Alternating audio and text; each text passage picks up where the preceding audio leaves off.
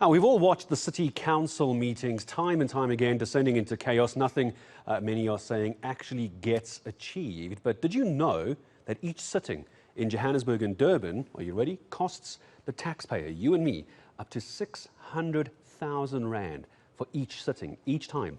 The majority of the cost, you're wondering, is for catering, with some estimates putting the costs at around 800 Rand per meal per councillor. It must be nice. Wayne Duvenage from the organisation Undoing Tax Abuse, or OUTA, of course, if you prefer the acronym, joining us this morning. Wayne, hello. Good to have you back on ENCN. I mean, the numbers are staggering. We're hearing some rebuttal coming back saying, well, it's not really 600,000, it's more like 400,000.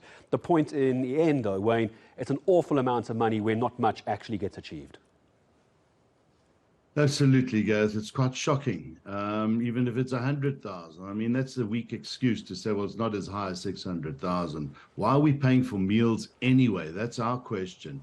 We see this throughout government departments. If you go and attend government meetings and that, there are trays and trays of meals that are wheeled into every type of meeting. And this is cascaded down to local government. And now we hear of this debacle and diabolical conduct of the city. It's broke. You'd think that it would start saving money. There's no obligation to feed council members, nothing whatsoever. People must take their lunch boxes to work if they're hungry, like everybody in the private sector has to. It's just crazy, and we're broke now, and we don't have money to fix our roads and water leaks and that, but we've got enough money to feed our councillors. That's crazy. And then what you do is you contrast this with the Umgeni local municipality, Wayne. I think many people will know the mayor, Chris Papa, so he was reacting to this story as well, and he was saying that in their municipality, the costs remain nil because they use their own venue and they don't cater, exactly to your point. So it's not as though you have to. There's not some sort of constitutional legislation saying you have to feed councillors. They earn a lot of money. No. Surely they can take their own lunch. Yeah, it's just become a bad habit. And then if you start digging a little bit deeper, you'll start finding out, well, who runs these catering contracts? Who has these catering contracts? And it's money for connected cronies. It's just a waste of taxpayers' money, ratepayers' money. So we need to call on the city to stop this nonsense now, to find every mechanism that it can to save costs for this broken city. We've got a lot of work to do to fix it, to fix the leaking sewage that flows into our rivers. There's just so much to do, Gareth, and to hear that this is the last thing on the agenda. They want to keep feeding themselves. Well, they're feeding at so many troughs right now. It's just becoming, really untenable. And we need to get through to the city's management that this should stop. This should cease. Tomorrow, pass a ruling within the council. We're not feeding you anymore. If you're going to do that, give them an apple, give them a banana, whatever they need to eat, and healthy fruit.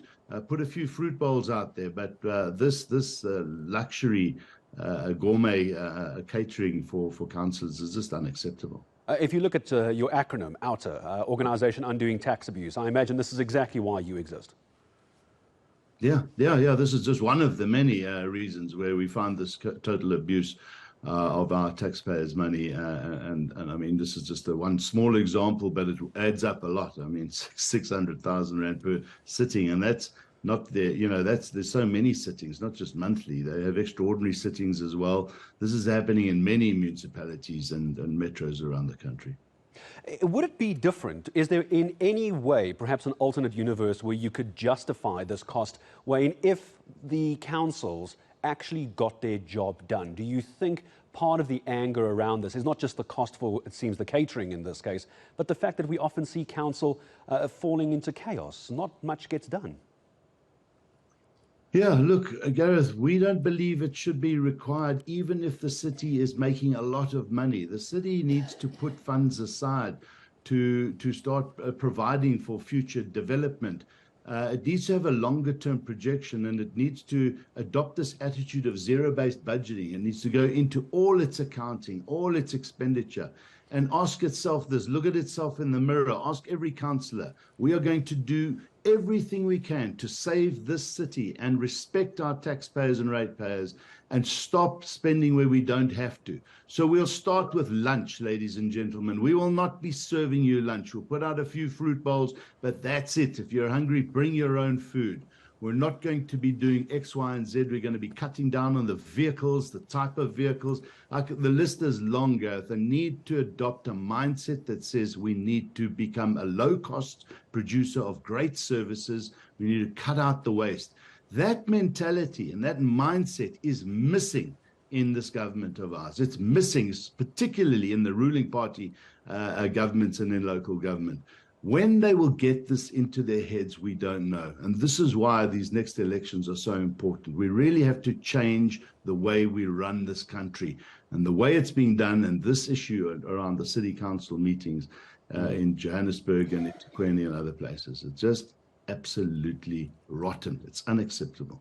Just as I start saying goodbye to you, Wayne, I did some very basic maths. Let me just give you the context of this. So Johannesburg council meetings usually run for 2 days, and there have been 6 extraordinary council sittings this year. Some of them are actually 3 days long. So some basic maths has worked out for me, just those extraordinary meetings has worked out to 3.6 million rand in catering. And I think my maths might be a little bit off. But as I make that point with the cost involved, just for those meetings as well, how do we change this? It's one thing for you and I to sit here. What are the legal channels? What are the channels within council to start getting on top of this issue? Who do we need to talk to, and how do we change this? You know, this is where active citizenry is important. This is up to the people now. We need to start bringing pressure to local government and hold their feet to the fire through our councillors, through protest action if need be, through writing and looking at any legal avenue that we can. We've got to do everything we can to stop this. And it's not just in the catering space, it's across the board. And really, it does boil down to you get the government that you vote for. We now need to get the public to realize that government is in their hands. We can change things.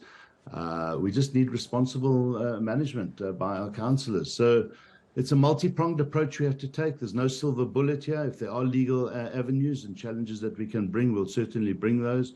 But those take ages. They're very costly. So we'll have to look at a multi-faceted approach to challenging our local government on this, but not just here in the city of Johannesburg, across the country.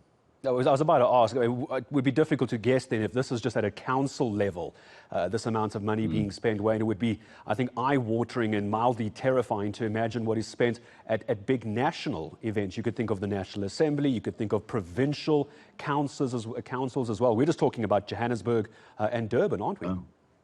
Yeah.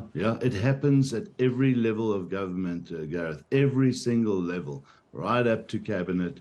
They cater for themselves very healthily. They eat very well, let me tell you, in more ways than one.